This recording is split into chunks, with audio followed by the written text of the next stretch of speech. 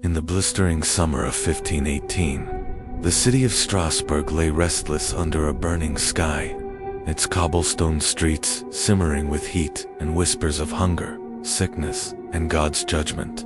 Life was never gentle in those years, yet nothing could prepare the people for the terror that would soon crawl into their bones and drag their bodies into an endless torment.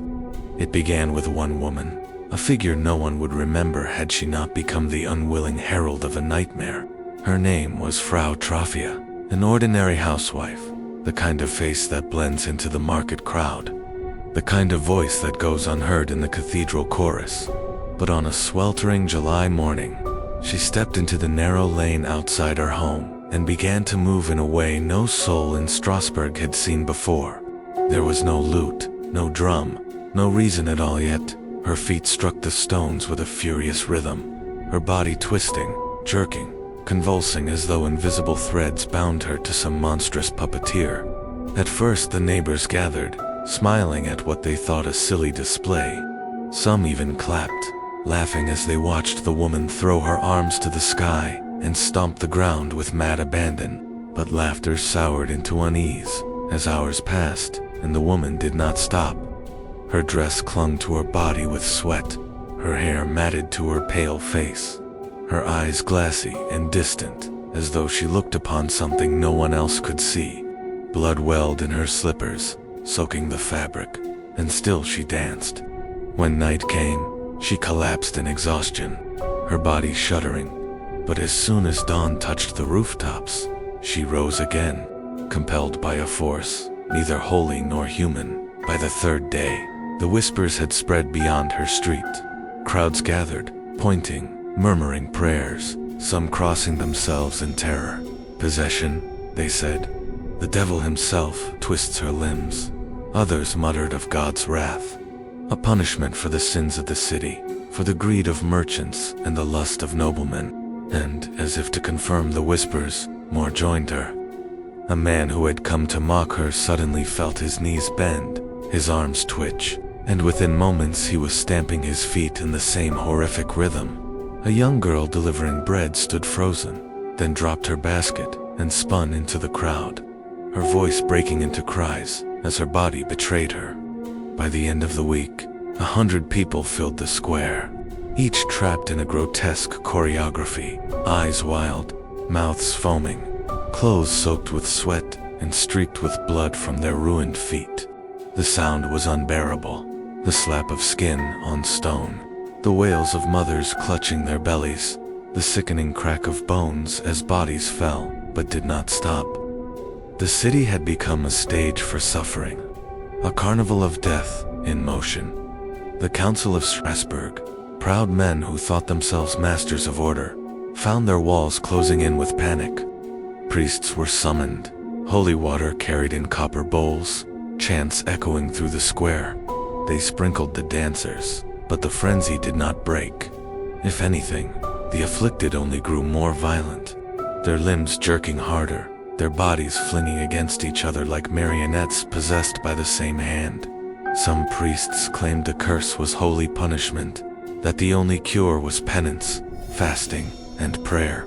But their words were drowned out by screams and the pounding of 100 cursed feet. The doctors, called with urgency, offered no comfort. Learned men in dark robes, they examined the dancers and declared it a sickness of the blood. Hot blood, they said, boiling inside the veins and forcing the body into restless motion. But their cure was as twisted as the disease. They advised the council to let the dancers dance, to exhaust themselves until the fever passed. And so, the council did the unthinkable. They ordered musicians to the square. Drums, fiddles, horns, even pipers were gathered, and a stage was built to give the damned their space. Music filled the air, bright and mocking, and the afflicted answered with a frenzy so violent the ground itself seemed to tremble. The cure had become fuel. Mothers wailed as their children spun until their feet split open, leaving red trails on the stones. Husbands begged wives to stop, only to collapse beside them, writhing in the same cruel rhythm. Day after day, the square reeked of blood, sweat, and death, the air thick with the stench of rotting flesh from wounds left untended. Still the fiddlers played, and still the cursed danced. Some died on their feet.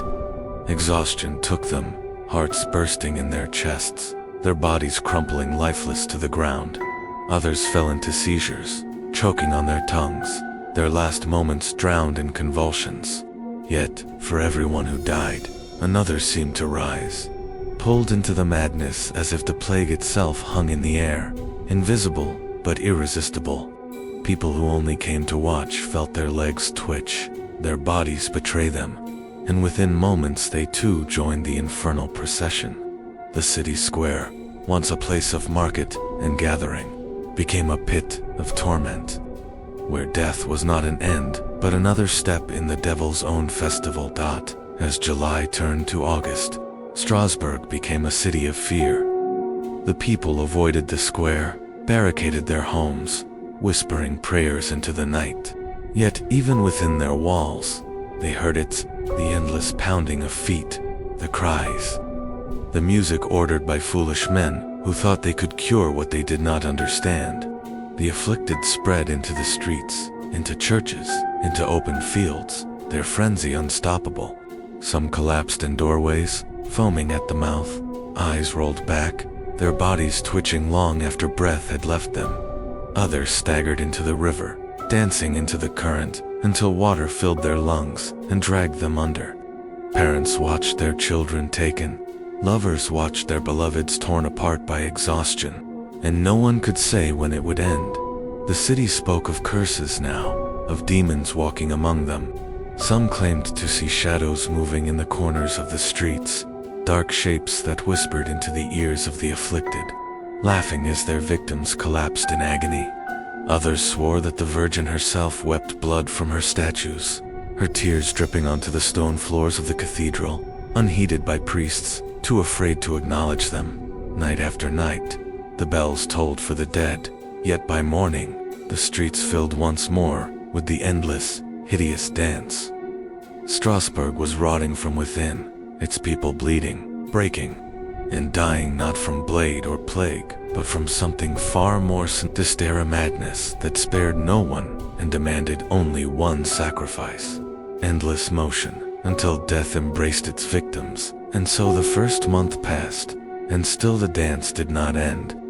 The counselors who had once scoffed now prayed in terror, their own families trembling at the thought that they too might wake one morning with their feet pounding against the ground, unable to stop, unable to rest, until their hearts gave out. The city was held captive by an unseen hand, and as the summer burned on, the people of Strasbourg began to believe the unthinkable, that the devil himself had come to dance among them, and he would not stop until the streets were paved in blood. As August deepened, Strasbourg became a theater of madness. What had begun with a single woman now consumed the lives of hundreds, spreading like a curse that refused to release its grip. The city that once hummed with the cries of merchants and the chatter of market stalls now echoed with the pounding of feet, the relentless drumbeat of suffering, and the shrieks of bodies breaking under their own weight. The square, once the heart of community, was now a pit of torment, where men and women twirled until they collapsed in their own blood. No feast, no festival, no army at war had ever brought such carnage to the cobblestones. The counselors, desperate for a solution, had already failed once with music. Their idea of healing through rhythm had only fed the frenzy, turning the streets into a grotesque carnival where fiddlers and drummers accompanied the screams of the dying. Now, ashamed and terrified, they turned to the church once more. Priests spoke of Saint Vitus, the patron saint, against seizures and nervous afflictions. They declared that the dancers must be taken to a shrine dedicated to him, where prayers, pilgrimages, and offerings might break the curse. And so, in a grim procession, the afflicted were dragged, carried, or stumbled half-dead to the shrine of Saint Vitus in Cerverne, their bodies jerking with every step. The sight was unbearable. Women with blood running from beneath their skirts, men coughing foam, children screaming as their limbs flailed without rest. Still, the council believed the saint might succeed where men had failed. At the shrine, priests bound the feet of the afflicted in red shoes, blessed and anointed, hoping to draw out the sickness. Candles burned in hundreds, their wax dripping like pale blood across the stone. The walls echoed with prayers, Latin chants rising over the wails of the dancers. For a time, some did collapse, their bodies too weak to continue, their spirits broken. A few died at the altar itself, their last cries swallowed by hymns.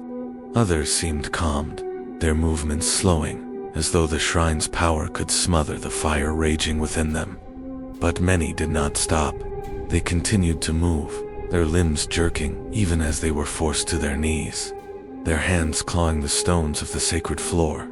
It was as though even here, in the house of a saint, the devil's hand still held them fast. Back in Strasbourg, the curse showed no mercy.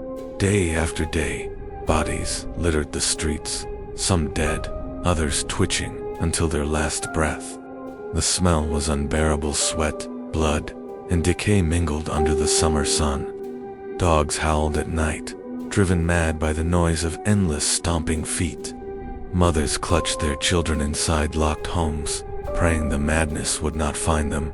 But it was said that even those who never stepped into the square felt the tug of it in their dreams, waking in terror to find their legs twitching beneath their sheets. The city was breaking, its people living in a nightmare that offered no waking.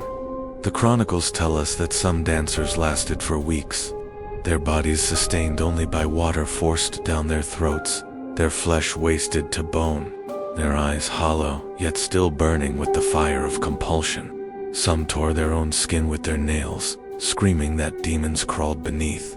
Others laughed madly as they collapsed into death, their broken teeth bared in a final grotesque grin. A man was said to have danced until his heart burst.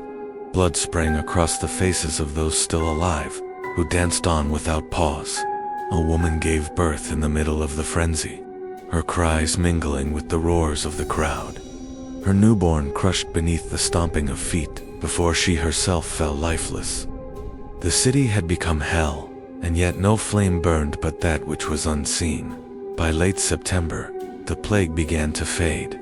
Whether by exhaustion, divine mercy, or some darker satisfaction, the frenzy slowed. The shrine of St. Vitus claimed some success, though how much was prayer and how much was simply time, no one could say. Slowly, the number of afflicted dwindled, though not without leaving hundreds dead. Those who survived carried scars for life, feet ruined beyond healing, spines twisted, minds shattered. Some never spoke again, their eyes forever haunted. Others fled the city, believing Strasbourg cursed beyond salvation, and the council, embarrassed and terrified, erased what details they could, burying their shame in silence. But the people remembered, the people whispered, and the story lived on. To this day, no one knows the true cause of the dancing plague. Some claim it was mass hysteria, a sickness of the mind in a city battered by famine, disease, and fear. Others suggest ergot poisoning, hallucinogens hidden in the bread that drove the people to madness. But the survivors swore to something darker. They spoke of shadows moving in the corners, of voices urging them to move, of laughter in their ears as they bled upon the stones. They said they had seen the devil, not in horns or flame, but in the endless rhythm that dragged them until death.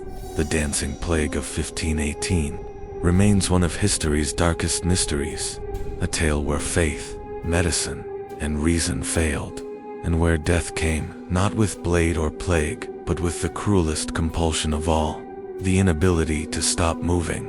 For in Strasbourg that summer, the devil danced, and the people danced with him until their hearts burst, their bones shattered, and silence finally returned to the streets. Yet silence is not peace.